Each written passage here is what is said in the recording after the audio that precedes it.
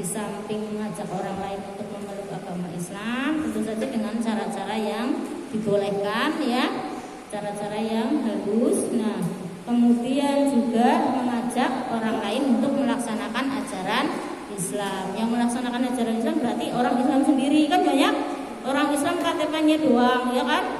Nang KTP Islam, buru-buru sholat, ya kan? Bacaan sholat dia orang ngerti, ya kan? Buru-buru berjilbab, ya kan? Sebenarnya dia malah ketengnya ketong, tidak ketong misalnya, itu perlu didakwai ya. Didakwai gimana? Ih, kamu sampai dari ketemu itu apa izin? Itu kan misalnya ya. Orang lah biasa baik masa ya. Nah, itu padahal kayak apa? Bisa masuk angin loh atau gimana ya? Atau orang yang sedang mau mabok misalnya, itu mabok apa nggak pusing? Dia sih pusing banget. Lah, kamu lakukan sih itu. Lagian juga belinya kan mahal itu, duit kan gitu ya. Eman-eman merusak tubuh gitu misalnya. Itu kan namanya mengajak orang lain untuk melaksanakan ajaran Islam. Yang tidak boleh oleh Islam juga jangan dilaksanakan. Itu arti dakwah. Nah, sekarang orangnya yang mengajak orang lain melaksanakan ajaran Islam namanya apa? Dai, ya kan? Dai, ya. Jadi ia itu namanya apa? Isim apa? Isim fa'il, ya kan? Dai yang berdakwah ya, yang mengajak. Dai itu kalau laki-laki, kalau perempuan daiyah ya.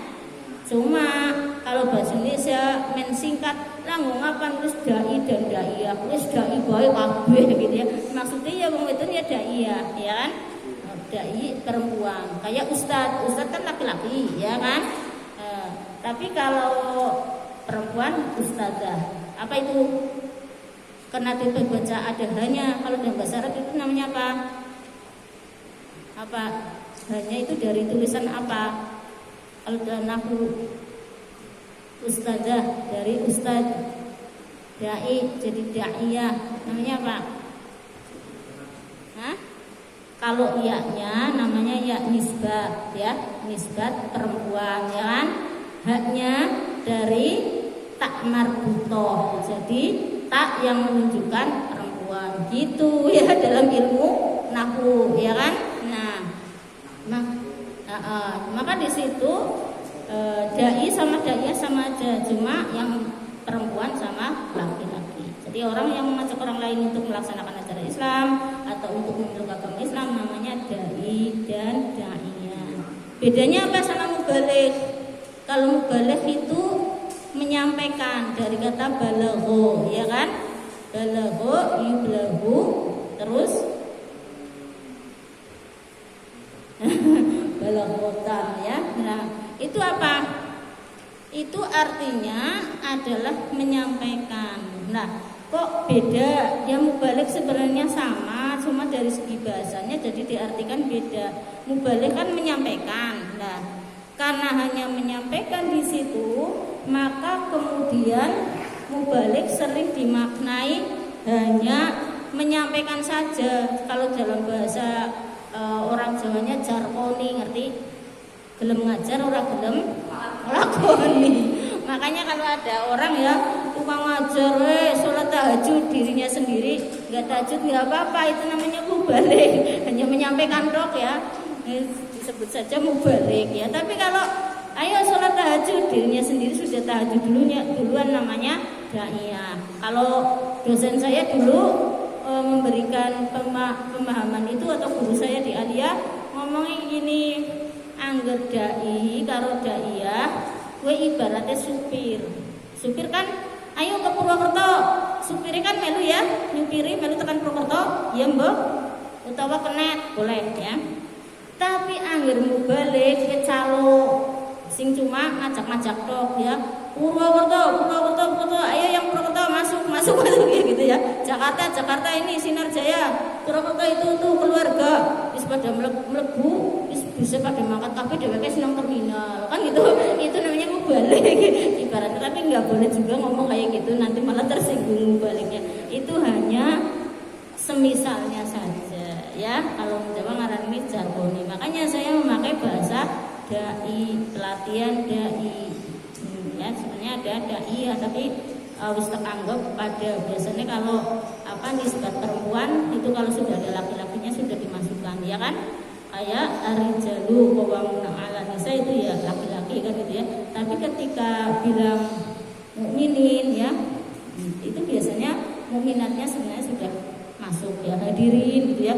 Biasanya hadiratnya juga sudah masuk. Cuma kalau mau dikuatkan ya disebut lagi nggak apa-apa kan itu.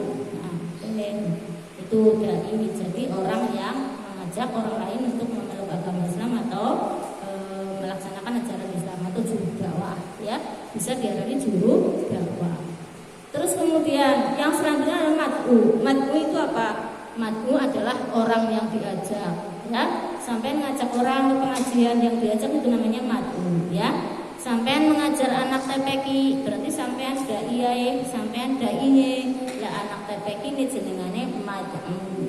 Orang yang diajak ya. Itu namanya isim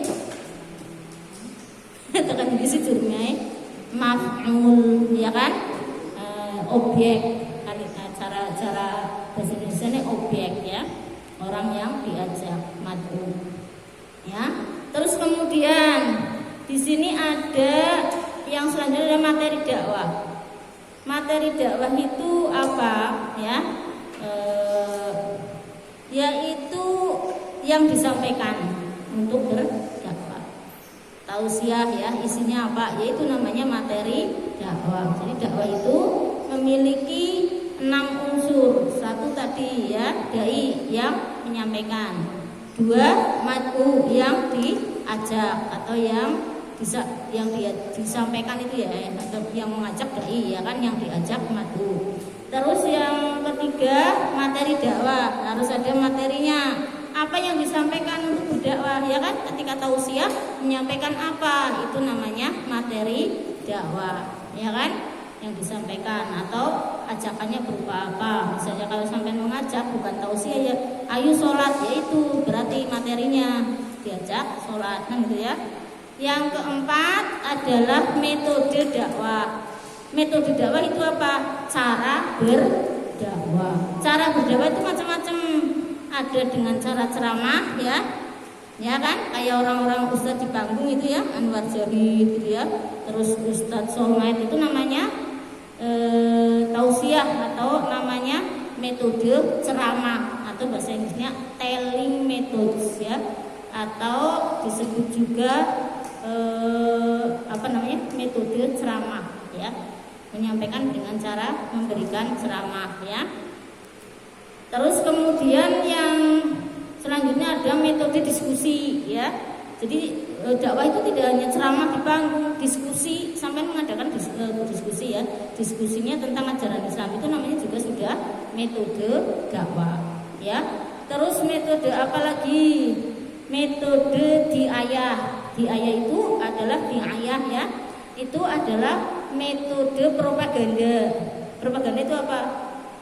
Membaik-baikan ya, promosi cara gue nih ya. Halo saudara-saudara, barang siapa yang sedekah maka besok akan ditempatkan di surga yang tertinggi gitu ya. Itu namanya diayah, menarik orang supaya bersedekah ya, tapi dengan cara yang menyenangkan.